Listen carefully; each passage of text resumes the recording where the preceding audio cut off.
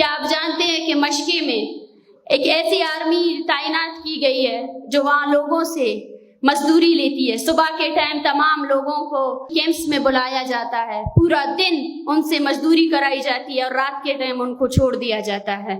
آج بلوچستان کے ہر حصے کو فوج جو ہے نا کنٹرول کر رہی ہے۔ تو آپ خود سوچیں کہ ملٹرائزیشن کی حد کیا ہے۔ آپ کو مشقے آواران جانے کے لیے سب سے پہلے ویزا لینا پڑتا ہے، ٹھپا لگانا پڑتا ہے، اپنے کاغذات جمع کروانے پڑتے ہیں ان کیمپوں میں کہ آپ کون ہیں، کہاں جا رہے ہیں، کس سے ملنے جا رہے ہیں۔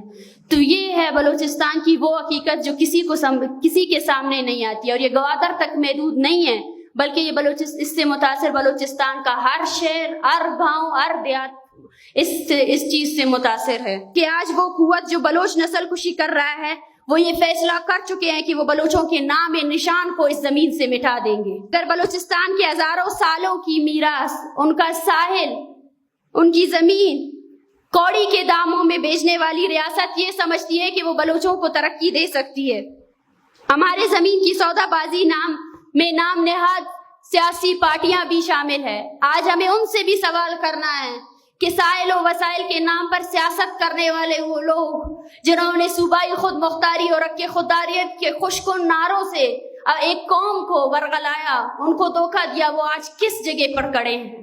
آج ان کا مقام کہاں ہے؟ آج وہ بھی جواب دہ ہے، آج ان کو جواب دینا پڑے گا، کیونکہ گوادر فینسنگ میں ہر کیل جو گاڑی جا رہی ہے اس پہ ان کا نام شامل ہے۔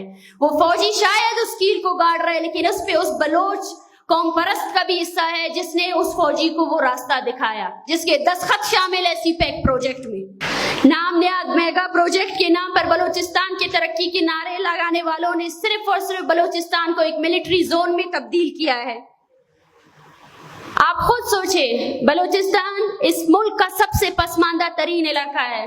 اگر آزاد و شمار کا جائزہ لیا جائے تو پاکستان کے 20 اضلاع میں سے پسماندہ ترین 18 اضلاع بلوچستان میں شامل ہے۔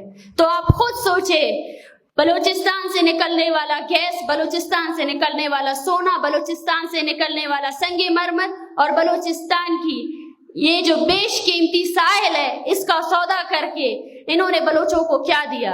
کچھ نہیں دیا۔ پنجاب کے دیہات بھی بلوچستان کے شہروں سے زیادہ ترقی یافتہ ہے، اور آپ سمجھتے ہیں کہ آپ بلوچستان کو محب الوطنی کا درس دے سکتے ہیں، اور اس درس کو بلوچ کا ہر بچہ اسی طرح قبول کرے گا جو آپ نے اپنے نام نہاد کے پاکستان اسٹڈیز کی کتابوں میں لکھ دیا ہے؟ وہ عدم اعتماد جو آپ نے گزشتہ 75 سالوں کے تشدد سے کمایا ہے، وہ عدم اعتماد ابھی اس طرح سے کبھی بھی بحال نہیں کیا جا سکتا جب تک آپ تشدد سے بلوچوں کو رول کرنے کی پالیسی کو پھر سے بدل نہیں سکتے ہیں، تب تک آپ بلوچستان میں موجود ہر بلوچ کے دل میں وفاق سے جڑی جو بد اعتمادی ہے وہ ختم نہیں کر سکتے ہیں۔ بلوچ کے سائل و وسائل پر پہلا حق بلوچ کا ہے۔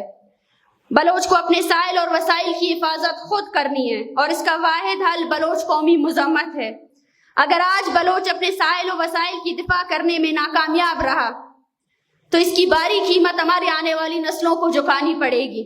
اگر بلوچ اپنی شناخت اور کلچر کو ایکسٹنکٹ ہونے سے بچانا چاہتا ہے تو اپنی سرزمین کا دفاع کرنا ضروری ہے، کیونکہ فلسطین کے بغیر فلسطینی کا کوئی وجود نہیں ہے۔ اسی طرح میں سمجھتی ہوں بلوچستان کے بغیر بلوچ کا بھی کوئی پہچان نہیں ہے۔